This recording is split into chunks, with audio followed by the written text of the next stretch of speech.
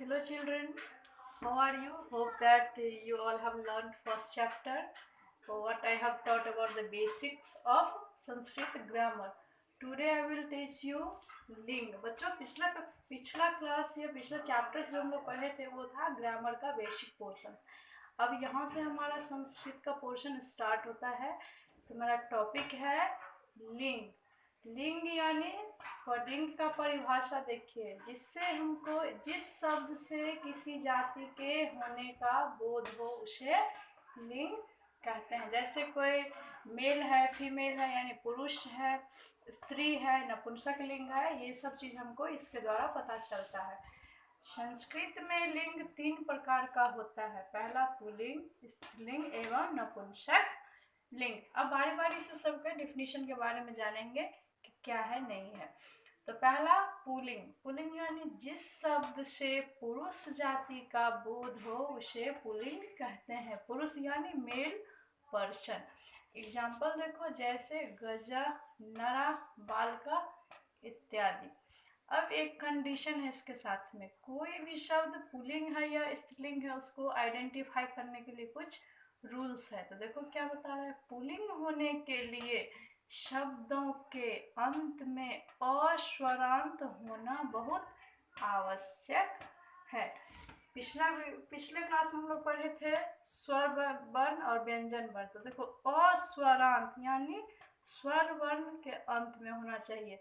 जैसे यहाँ पे दिया हुआ है गजा. गजा को जब ब्रेक करते हैं तो क्या सब है, ग जोर, अ जोर, ज जोर, अह. यहाँ पे अ जो है स्वर वर्ण है, तो बहुत आवश्यक है. यानी जिस शब्द के अंत में अ स्वर आए वो सारे शब्द पुल्लिंग कहलाते हैं. कुछ कुछ एक्सेप्शनल केस भी होते हैं, उसको हम लोग डिटेल से आगे पढ़ेंगे. अभी फिलहाल हमको बेसिक जानना है, बस इतना ही काफी है. नाउ कम टू स्त्रीलिंग. अब जो है स्त्रीलिंग किसे कहते हैं, जिस शब्द से स्त्री जाति यानी फीमेल का बोध हो, स्त्री जाति का बोध हो, उसे स्त्रीलिंग कहते हैं. जैसे सारिका, लता, माता इत्यादि. अब देखो बेटा, स्त्रीलिंग होने के लिए भी कंडीशन है. स्त्रीलिंग होने के लिए शब्दों के अंत में आ होना बहुत जरूरी है, यानी आ स्वर से अंत होना चाहिए. स्वरांत मतलब आ स्वर से अंत होना बहुत आवश्यक है. अर्थात जिस शब्द के अंत में आ स्वर आए वो सारे शब्द स्त्रीलिंग कहलाते हैं. जैसे सारिका, सो जोर आ जोर र जोर ई जोर क जोर आ. हम लोग पिछले कक्षा में पढ़ चुके थे वर्ण विन्यास. जब भी स्त्रीलिंग पुल्लिंग की बात आएगी तो सबसे पहले हम लोग वर्ण को विन्यास कर लेंगे, उसके बाद लास्ट में देखेंगे कि कौन सा वर्ण है, उस हिसाब से फिर स्त्रीलिंग पुल्लिंग डिसाइड कर लेंगे. अब नपुंसक लिंग. नपुंसक लिंग में देखो क्या कह रहा है, जिस शब्द से नपुंसक होने का बोध हो उसे नपुंसक लिंग कहते हैं. जैसे फल, फलम, पुस्तकम, कंदुकम इत्यादि. अब है नपुंसक लिंग होने के लिए शब्दों का अंत मो प्लस अ से होना बहुत आवश्यक है. जैसे फलम. फलम को ब्रेक करेंगे तो देखो क्या है, फ जोर अ जोर ल जोर अ जोर मो जोर अ.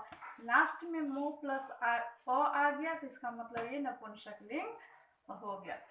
एक चीज और देखो, यहाँ पे फ के नीचे छोटा छोटा कॉमा टाइप का लग रहा है, ये कॉमा नहीं है, इसको हम लोग हलंत कहते हैं. और हलंत जब भी लगाते हैं तो व्यंजन वर्ण में लगाते हैं, न कि स्वर वर्ण. देखो बीच में यहाँ अ है, इसमें हलंत नहीं लगा हुआ, यहाँ भी अ है, इसमें नहीं लगा हुआ, यहाँ भी नहीं लगा हुआ. सेम उसी तरीके से यहाँ आ में नहीं लगा हुआ है, ई में नहीं लगा हुआ है, यहाँ भी आ में नहीं लगा हुआ. यानी जहां भी हलंत लगा रहेगा वो किस वर्ण में लगा रहेगा, स्वर वर्ण में, सॉरी व्यंजन वर्ण में. स्वर वर्ण में हलंत कभी नहीं लगता है. अब देखो यहाँ पे कुछ होमवर्क है. राम, सफलता, ये सब वर्ड को आपको लिंग बताना, यानी ये स्त्रीलिंग है, पुल्लिंग है कि नपुंसक लिंग है. तो इसको कैसे बनाएंगे, सबसे पहले इस सारे वर्ड को इस तरीके से ब्रेक कर लेंगे और देख लेंगे कि लास्ट में अगर अ आ गया, जैसे यहाँ पे अ आ गया तो पुल्लिंग हो गया, आ गया तो स्त्रीलिंग हो गया, मो प्लस अ आ गया मो प्लस अ आ गया तो नपुंसकलिंग हो गया। तो उसी तरीके से सारे वर्ड्स को ब्रेक कर लेंगे और फिर आगे में स्त्रीलिंग पुल्लिंग करके डिसाइड कर लेंगे। अगर आपको नहीं समझ आ रहा है तो मैं बता देती हूँ। देखो बच्चों, जैसे राम है तो इसको क्या करेंगे, र प्लस आ प्लस मो प्लस अ।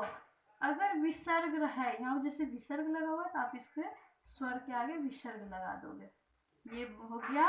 अब देखो अह आ गया यानी लास्ट में अ हो गया तो ये क्या बन गया, पुल्लिंग। उसी तरीके से आपको बनाते हुए चले जाना है।